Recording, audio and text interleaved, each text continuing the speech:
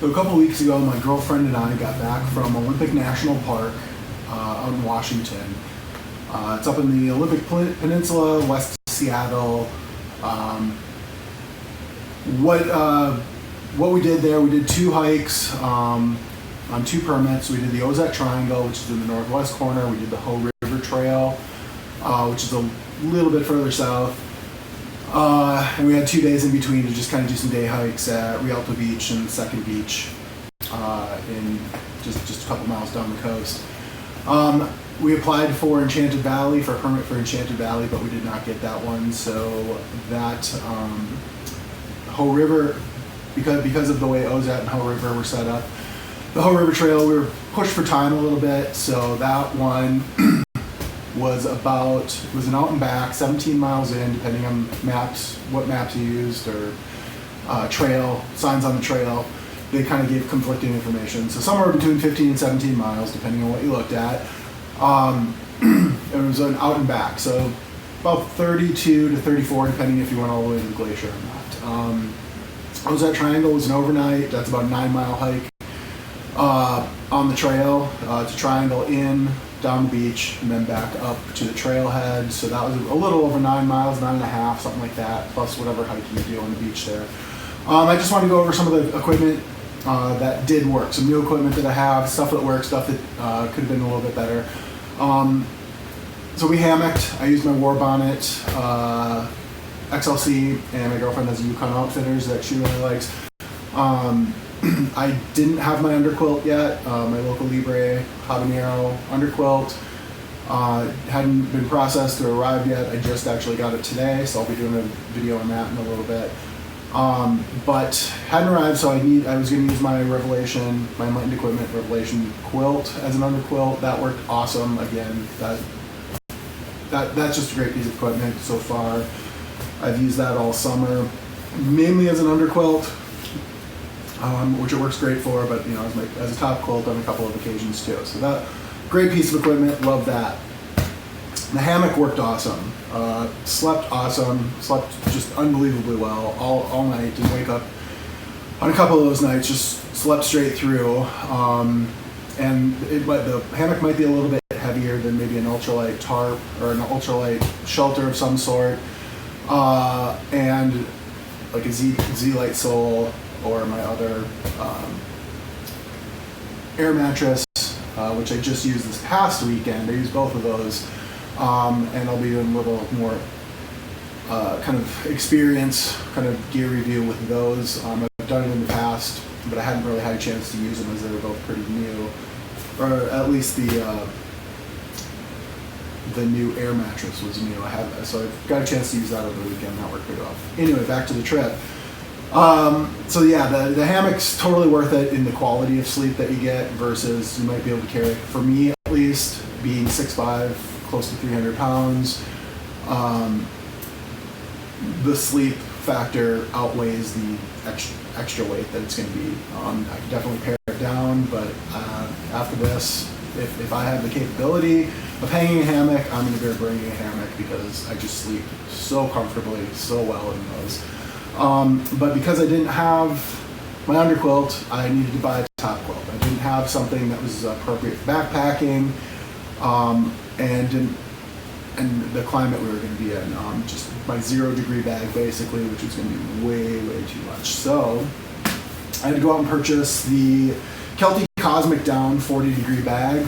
It's about 142. This is the long version of it. 140 some bucks at I bought it at REI, and it worked awesome.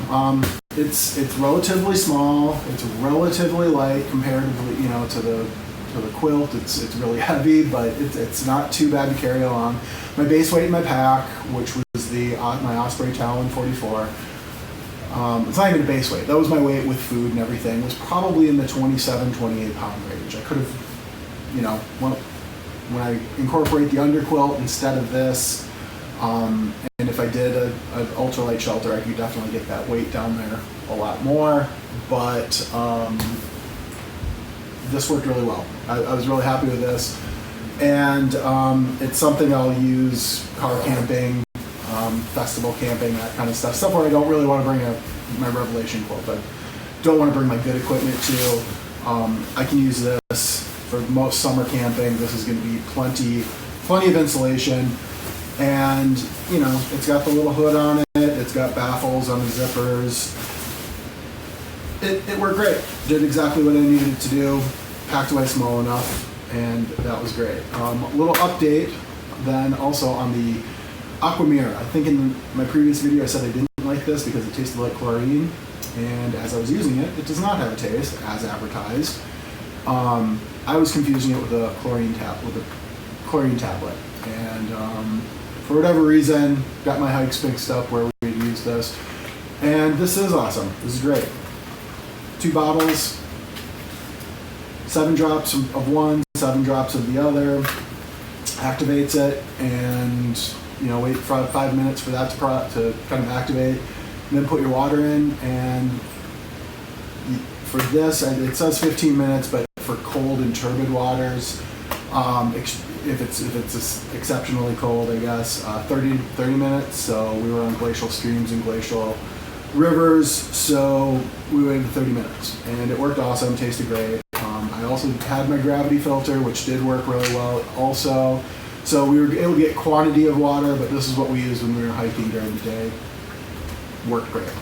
Superfly tarp, my Warbonnet Superfly, I used that also. That was the one thing that maybe gave me a little bit of issues. It works awesome. We got rained on the one night.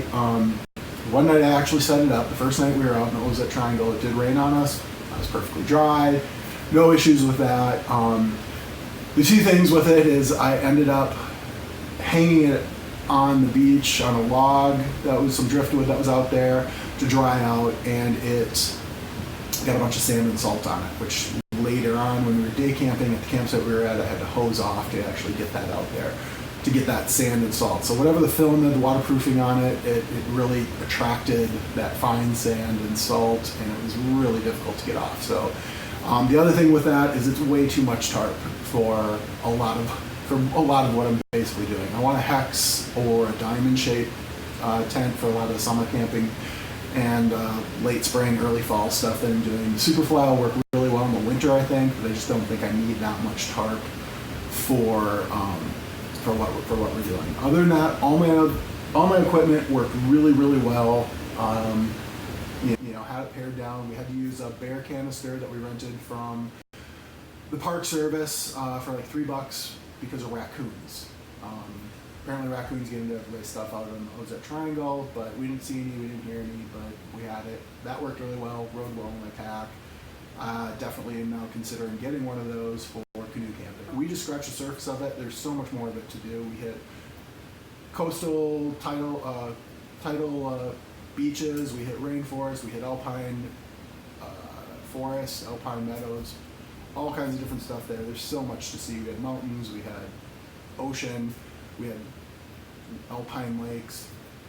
Just a great camping trip. Loved it. Backpacking trip, whatever you want to call it. It was awesome. I highly recommend getting yourself out there to see that park. It's a really great time, and I plan on going back at some point and exploring a little bit more. Talk to you later.